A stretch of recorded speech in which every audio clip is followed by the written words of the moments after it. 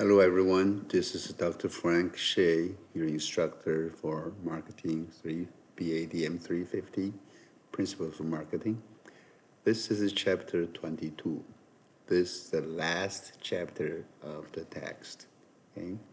And we want to talk about strategic marketing process by putting it all together. We have to learn about everything in marketing, all different aspects of marketing. Now, through a strategic marketing process, we can put all of them all together. Okay. All right. So we're going to talk about how marketing managers allocate resources using Porter's generic business strategies and synergy analysis, and what makes an effective marketing plan. Okay. Talk about that. If you look at this is the example here for cereal industry, right? In this industry, it's highly competitive. Look at General Mills, yeah, and this is General Mills, white cheddar popcorn. Okay?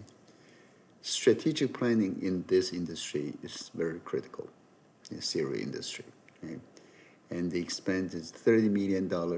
It costs you $30 million to launch a new cereal, just one, to launch a new product. There are 300 competing brands of cereals or brand names of cereals, 300 of them, all vying for your breakfast bowl. Okay? The success rate, 1 in 4 succeeds, 1 in 4. 3 of them, 3 fail. And market trends is for healthier foods. We want a tasty breakfast. We also want to be healthy. Okay? So the strategies, you need to have companies, business, you need to have clearly stated strategies and stay focused on that strategy. And then you need to have your good execution of the strategy.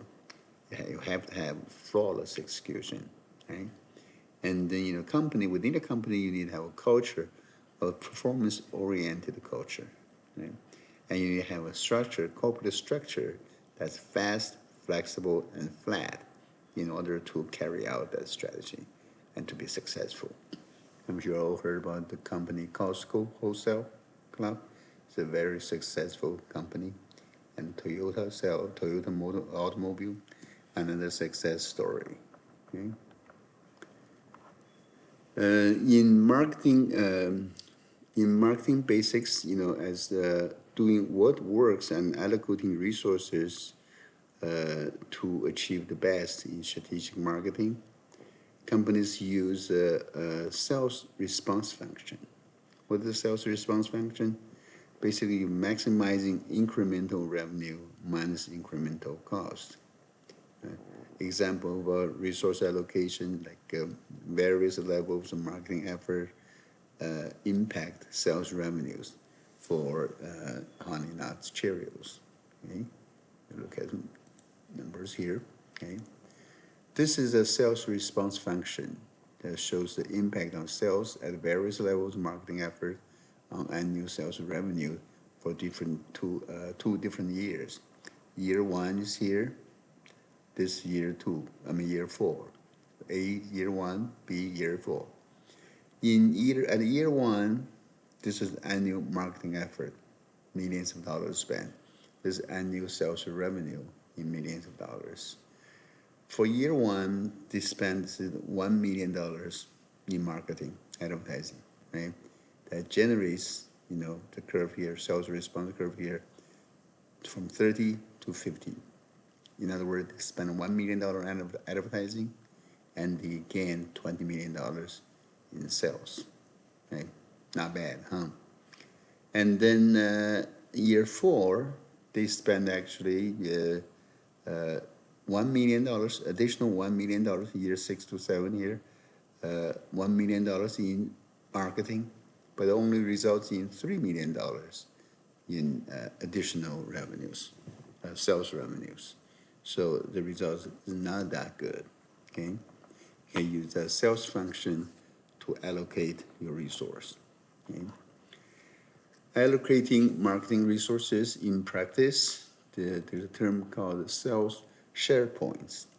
That's analysis that uses percentage points of market share as a common basis of comparison to allocate marketing resources effectively for different product lines within the same company. Okay, like share points. Okay. Resource allocation in this case, for General Mills, they need to consider market share, revenues, gross margin, and cannibalization. That they do not want their own brands to hurt each other. Okay? The actions in the strategic marketing process are supported and directed by detailed reports, studies, and memos. Okay? Here is the marketing strategic marketing process. You have the planning phase, implementation phase, and evaluation phase. Okay? In the planning phase, you have step 1, 2, and 3. Okay? And here are the actions you take, and here is the information you need to have. Okay? First step, let's for the first step, the situation analysis. I'm sure you guys you heard about it, used the SWOT analysis, right? What is SWOT analysis? Strengths, weakness, opportunities, and threats. Okay? You identify industry trends, analyze competitors, assess own organizations, and research outcomes. The information you need, trends for industry and competitors, project future sales, expenses, and profits. The stage 2 of the planning process, you need to find your market, product focus, and goal setting. You either set the market and product goals, select target markets, find the points of difference, position the product. Okay? You need the market potential studies, the product grids with targets, and studies on to create perceptual maps and positioning statements. Okay? Step 3, you develop a marketing program. Right? Develop the program's marketing mix, the 4 P's. Develop the budget, estimating revenues, expenses, and profits. And you need the 4 P's actions. You need detailed plans to execute the marketing program. Then you implement. You enter the implementation phase. You obtain your resource, design your organization, develop schedules, execute plan, and then you need a time-based agenda and action item list to conduct meetings, organizational charts, marketing research. You need all this information here. Okay. Finally, once your strategic marketing plan is implemented, you need to evaluate, right? Compare results with plans to identify deviations and exploit positive deviations, correct negative deviations. Okay? Then you need the tracking reports, action memos, etc. Okay? This is basically summarize the whole chapter here. Okay? Output reports examples. Example output report. In the planning stage, you can have marketing plans that define goals and marketing mix strategy to achieve them. Okay? During the implementation phase, you can use action memos that tell who's doing what when.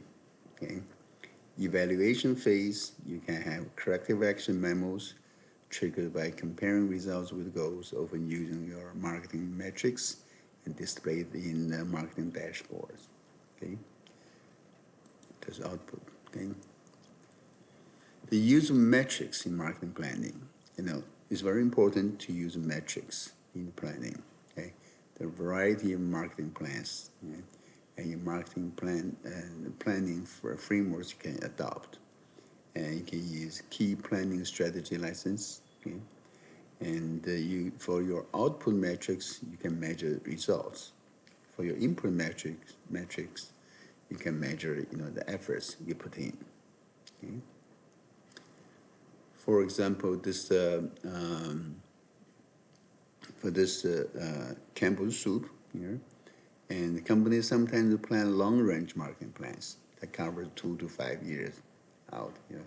at least 1 year or longer. Or you can have annual marketing plan that goes strategies for a single year. Okay?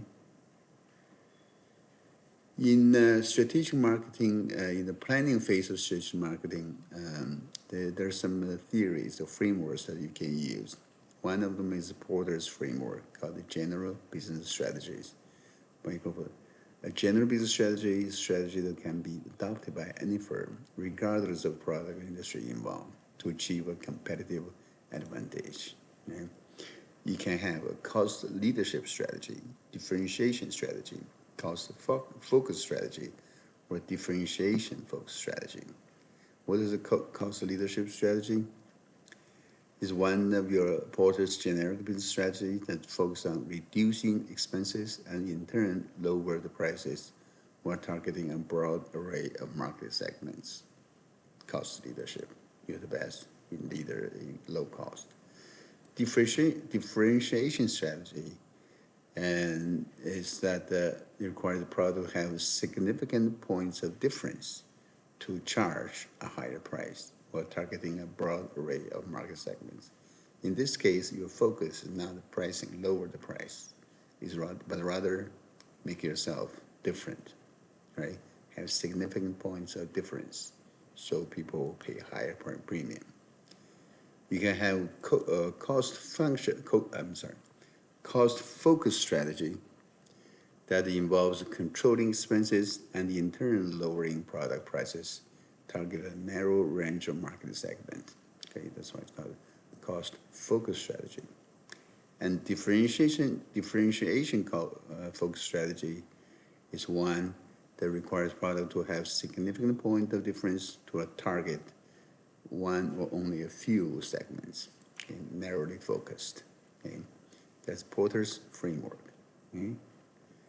And if you look at that, basically you're looking at low-cost strategy versus differentiation strategy, and look at a competitive scope, and the target market is the breadth of target market is wide, broad, or narrow. Okay, a good example of a low-cost, broad target strategy is by Campbell Soup. To use a cost leadership strategy, Campbell Soup.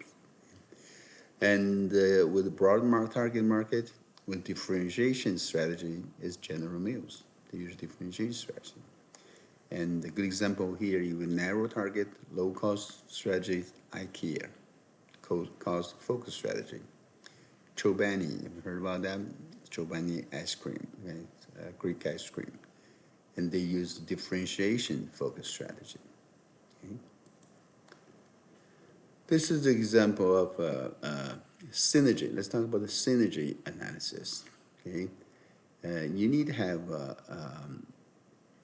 sometimes when you have your marketing plan, you're planning your marketing different market product and market strategies. You need to try to achieve synergies. Okay? Like if you're making lawnmowers, what would be your marketing synergy strategy? What will be your R&D manufacturing strategies? Okay. Here is the test of your skills here. Where are the synergies? Where are the marketing synergies? Where are the R&D manufacturing synergies? What is the ideal market product grid for merger? Let's say you want to merge with another company, a competitor. Okay? You can do a market segment. Look at the market segments for this lawnmower, for example. You can have city market, suburban market, and rural market. Okay? And then you can have a product in three different product lines. Non-powered lawnmowers, powered ones you walk behind, and powered ones you ride on it. Okay? And for city market, you may find that this is what you have. You have city market, non-powered, suburban, powered and non-powered, rural market, non-powered. That's what you have. Okay. Now you can look at the alternative strategies for lawnmower manufacturer. Okay. If this lawnmower manufacturer want to have a market product concentration, they can focus on, say, I want to focus on city market. I have non-powered small lawnmowers, just that. Okay. What they can have is market specialization. Market specialization, just one market, city market. Right? But for city market, they want to offer three types of lawnmowers: non-powered, powered, and riding mowers. Okay? That's one strategy. But they can choose this product specialization strategy. That is, they want to target all three markets, three segments, but with just one non-powered mowers, like that. Or they can use a selective specialization. Maybe this is this one, and this one. What is this one? City market, non-powered, and suburban market, powered. Offer these two. Or they can have full coverage, where they target all three markets and all three type of mowers. Okay, that's a market product grid analysis you can use as a tool. Okay.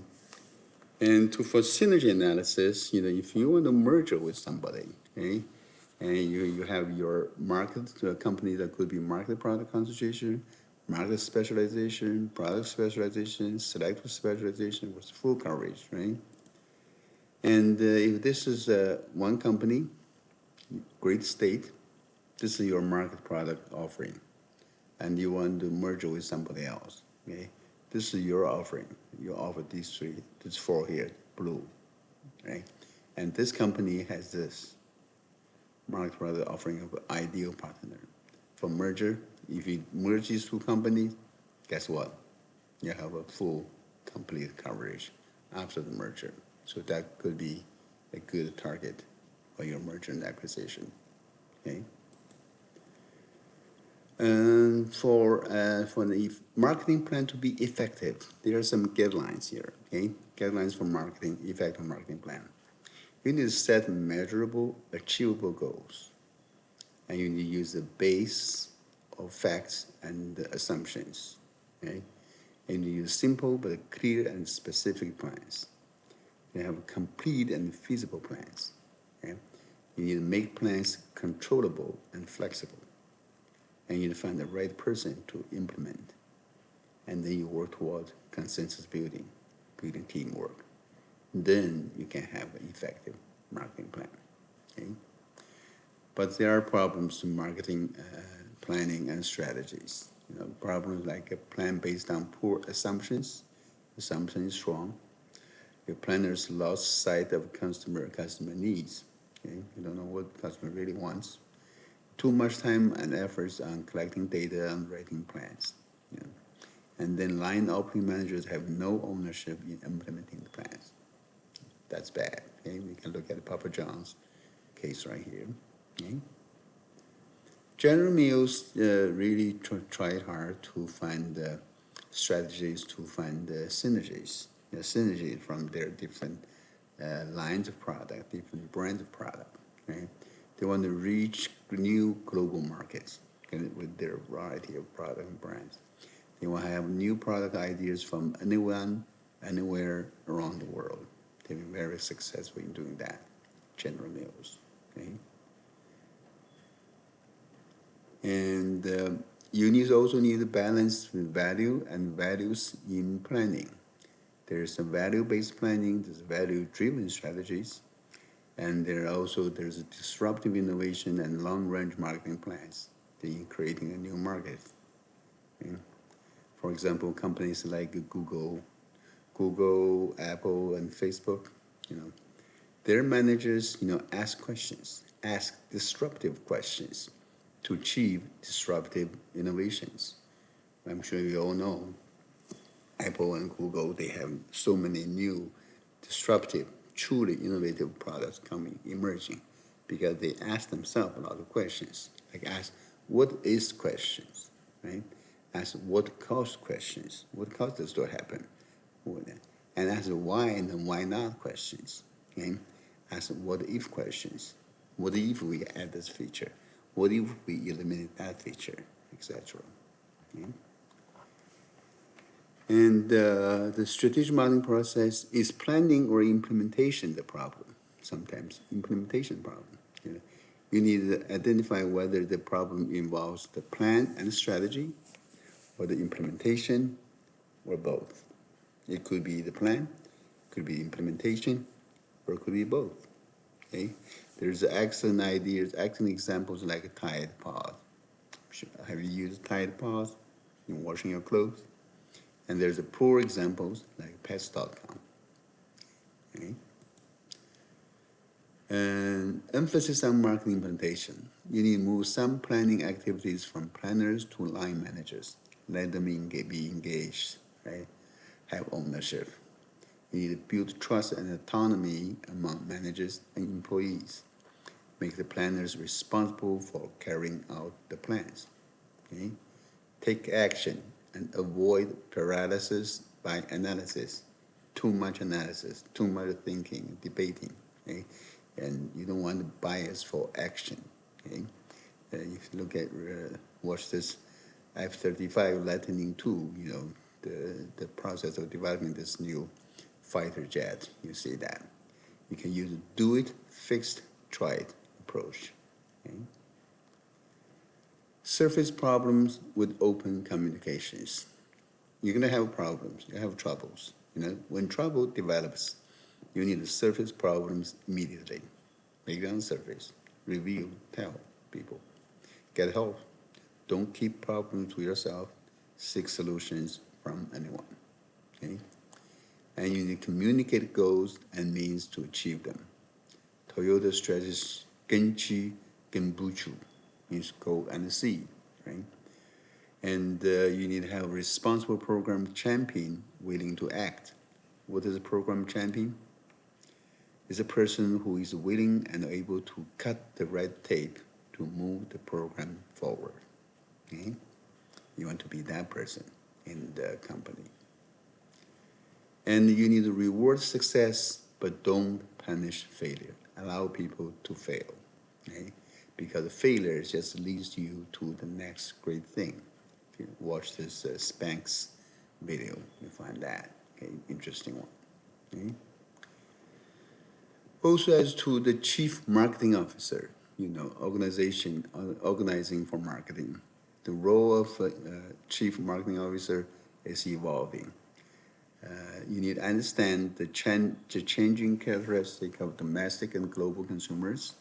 You change the role of digital media and mobile marketing we talked about in the last few couple chapters. You know how to validate decisions. Okay, that's your marketing. This is organizational structure of a strategic business unit in a typical consumer packaged goods company, showing two product brand groups. You have CMO, Chief Marketing Officer here, or also called Vice President of Marketing.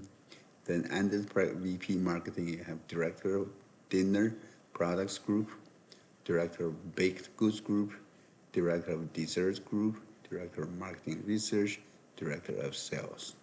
And then under this Baked Goods Group, you have a Senior Manager on Biscuits. Okay? Under that, you have Product Manager on Biscuit Mixes, and then Product Manager on Refrigerated Biscuits. And then under that Product Manager, you have Associate Product Manager, and you have Marketing Assistant, Associate Product Manager, and Marketing Assistant. This is the structure of consumer good, packaged good company, typical. You start out from here after you graduate, you may start out as a marketing assistant, or maybe move to associate product manager, then move up the ladder, okay? Line versus staff and divisional groupings in organizing your marketing functions, okay? You have line positions, you have staff positions. What's the line positions? The manager who have the authority and the responsibility to issue orders to the people who report to them. That's line position. Staff positions consists of people who have the authority and responsibility to advise people in line position, but cannot issue a direct order to them. Okay, you can advise. That's staff position. Okay, that's part of the. Okay. In organizing for your marketing, right, you can have product line groupings, functional grouping, geographical grouping, and market-based grouping. Product line grouping and organizational groupings in which that unit is responsible for a specific product offering, just one product. Functional grouping, that groupings represent the different departments of business activities within the firm, like accounting, finance, operations, etc. Geographical grouping, geographical locations. Market-based grouping, use specific target, specific customer segments as a way to group your activities and people. Okay? There could be a matrix organization, there could be category managers, and etc. Okay? In your evaluation process, you need to identify deviations from the goals. You set your goals, set your plan, you implement the plan, then you need to evaluate the process to see if it's successful. Acting on deviation from goals. Okay? You need management by exceptions. Actual results exceed goals. What do you do? Actual results fall short of the goals. What do you do? Okay? You act on those deviations, find the root cause, and go from there. So this evaluation phase of the strategic marketing process ties results and actions to goals using metrics and dashboard. Okay? You have a planning phase, developing plan. Okay? You have to take the marketing actions. Okay? Use to quantify the goals, measure, quantify the results. You compare goals and results to identify deviations, identify causes of deviations, and formulate new plans and actions. You correct problem, you explore the opportunities. So this is the process, strategic marketing process. Okay? And some the terminology, marketing ROI is the application of modern measurement technologies to understand, quantify, and optimize marketing spending. Okay? With marketing metrics and dashboards is an example of marketing dashboard of General Mills.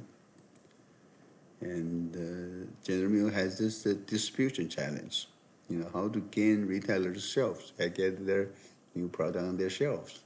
Their funding, they look at sales, stores, contribution and channels, and the action they found, invest in advertising. Okay? That's what they found. Okay? This is an example dashboard for distribution channel, General Mills, Warm Delight Minis, this product line. Okay? This is the sales by channels, grocery, mass warehouse, drug stores, convenience stores. Okay? They look at the stores carrying Warm Delight Minis by channel. You get sales contribution by channel, average number of flavors carried by channel. Look at different channels. And they're in their dashboard. And the sales by channel, you see grocery, mass, warehouse, drugs, and convenience. Okay? And here is the percentage of stores carrying Warm Delight Minis by channels. Okay? There's something data. Okay? And this is the sales contribution percentage by channels, November, December. You see the changes in grocery, mass, warehouse, convenience stores, and drug stores. Okay? And this average number of flavors carried by channels, etc. So if you want to learn more, you can go to this Warm Delight video case by clicking on that.